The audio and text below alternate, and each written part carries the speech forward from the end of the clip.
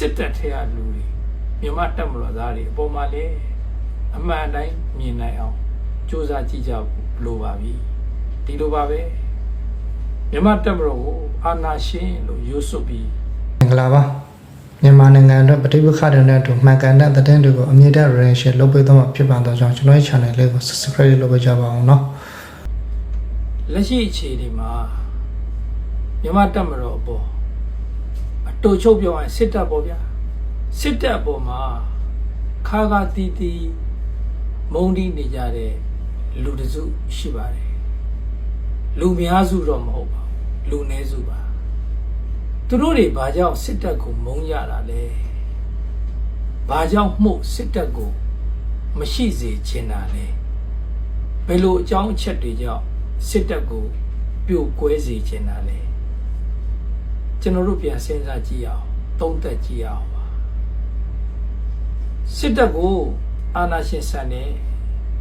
အာဏာရှင်စစ်တပ်ဖြစ်နေလို့မရှိစေချင်ဘူးလို့ရေဘူးရပြောလို့ရတယ်သူတို့ရဲ့အပြောပေါ့ဒါဆိုရင်စစ်တပ်ရဲ့တည်ရှိမှုဟာမနေ့တနေ့ကမှတည်ရှိခဲ့တာလားမဟုတ်ပါဘူးမြန်မာပြည်ရဲ့နိုင်ငံရေးခရီးလမ်းတောက်လျှောက်မှာစစ်တပ်ကအမြဲတမ်းပါဝင်ပတ်သက်နေခဲ့ရတာပါပါဝင်ပတ်သက်နေခဲ့ရတာပါလို့ကျွန်တော်သုံးပါတယ်စွတ်ကြီးဝင်ရောက်ဆွတ်ဖက်ပြီးတော့ပါဝင်ရတာမျိုးမဟုတ်ပါဘူးမဖြစ်မနေလိုအပ်လာတဲ့အချိုးအကွေ့တွေမှာပါဝင်ပတ်သက်ပေးခဲ့ရတာပါစစ်တပ်က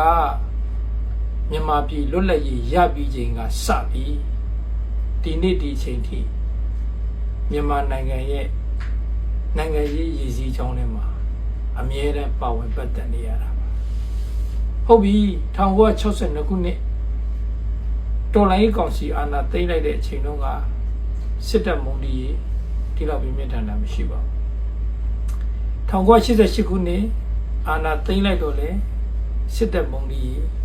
ဒီလောက်ထိပြင်းပြထန်တာမရှိပါဘူးနှစ်တုံရနှစ်တည်းအာဏာထိမှုဖြစ်စဉ်အပြီးမှာစစ်တပ်ပေါ်မုန်းတီးမှုပြင်းထန်လာတယ်လို့ကျွန်တော်ကတော့သုံးသပ်ပါတယ်အဲ့ဒါဆိုရင်စစ်တပ်ကိုဘာကြောင့်မုန်းတယ်လဲသူတို့ပြောပါလိမ့်မယ်ပြည်သူတွေရဲ့ဆန္ဒကိုမျက်ကွယ်ပြုလို့ပြည်သူရွေးချယ်တင်မြှောက်ထားတဲ့အစိုးရကိုဖြုတ်ချပြီး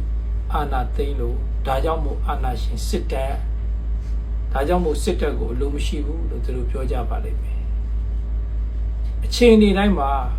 အကြောင်းရဲ့အကျိုးရဲ့ရှိပါတယ်စစ်တပ်ကနှစ်တုံကြနှစ်တည်းဖေဖော်ဝါရီ1ရက်နေ့မှာအာဏာထိန်းလိုက်ရတာဟာစစ်တပ်ခေါင်းဆောင်တွေစစ်သားတွေကတိုင်းပြည်ရဲ့အချုပ်အခြာအာဏာကိုအပိုင်စီးခြင်းလို့လားဒါမှမဟုတ်ရင်ဒီမိုကရေစီလမ်းကြောင်းနဲ့ဒီမိုကရေစီအနှစ်သာရနဲ့သွေးဖယ်နေတဲ့ရွေးကောက်ပွဲရလဒ်ကိုပြည်လည်အောင်ဖြည့်ရှင်းမပေးလို့လားဆိုတာကွယ်ကွယ်ပြားပြားလေ့လာကြဖို့လိုပါတယ်မကြိုက်လို့ရပါတယ်မုန်းလို့ရပါတယ်မကြိုက်ချင်းမုန်းချင်းဟာလူတူတယောက်တည်းအပေါ်မှာပဲဖြစ်တင်ပါတယ်ပူကာကွယ်ဦးစီးချုပ်ဘုရားမူကြီးမဲအောင်လိုင်ကိုမကြိုက်လို့ရပါတယ်မုန်းလို့ရပါတယ်သို့တော်ညာလေမြမတက်မလို့စစ်တပ်ကိုမုန်းလို့မရပါဘူးမြမတက်မလို့မရှိရင်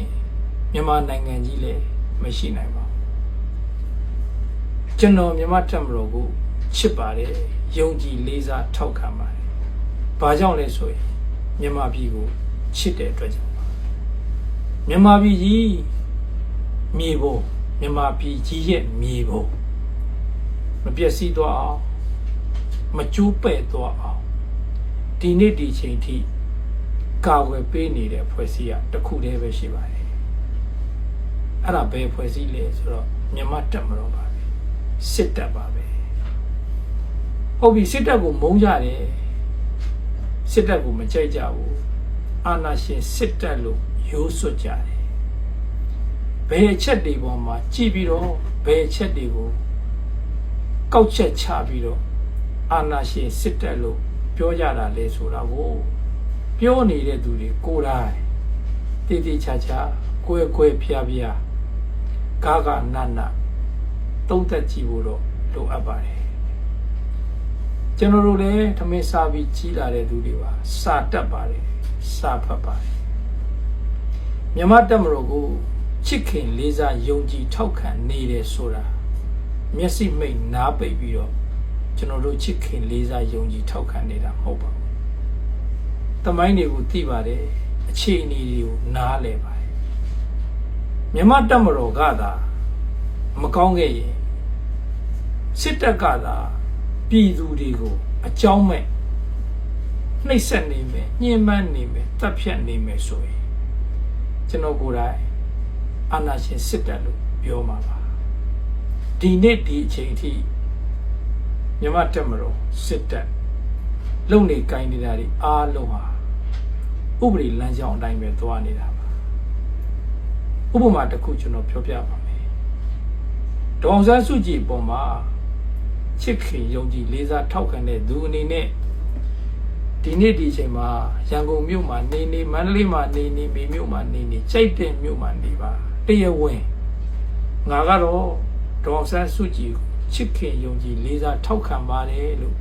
ပြောလို့ရပါတယ်ပြောခွင့်ရှိပါတယ်အဲ့ဒီလူအတွက်အနေမရှိပါဘူးမြန်မာတပ်မတော်ကစစ်တပ်ကအဲ့ဒီလူကိုဘာမှမလုပ်ပါဘူးသို့တော်လည်း PDF တွေကြီးစိုးနေတဲ့နေရာမှာမြန်မာတပ်မတော်ကိုချစ်ခင်ယုံကြည်လေးစားထောက်ခံပါတယ်ဆိုတဲ့စကားမျိုးပြောကြည့်ပါအဲ့ဒီလူရဲ့အနာဂတ်ဘာဖြစ်သွားမလဲဆိုတာ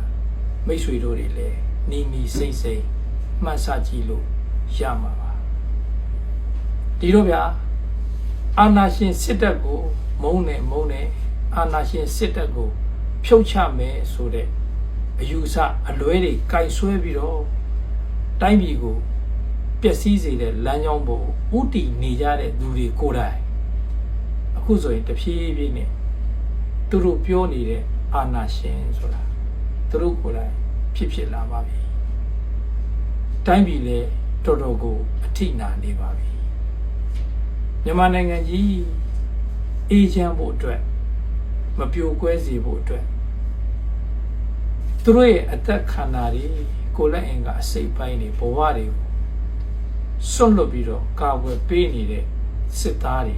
စစ်တပ်ထဲကလူတွေမြန်မာတပ်မတော်သားတွေအပေါ်မှာလည်းအမှန်အတိုင်းမြင်နိုင်အောင်စူးစမ်းကြည့်ကြလို့ပါပြီ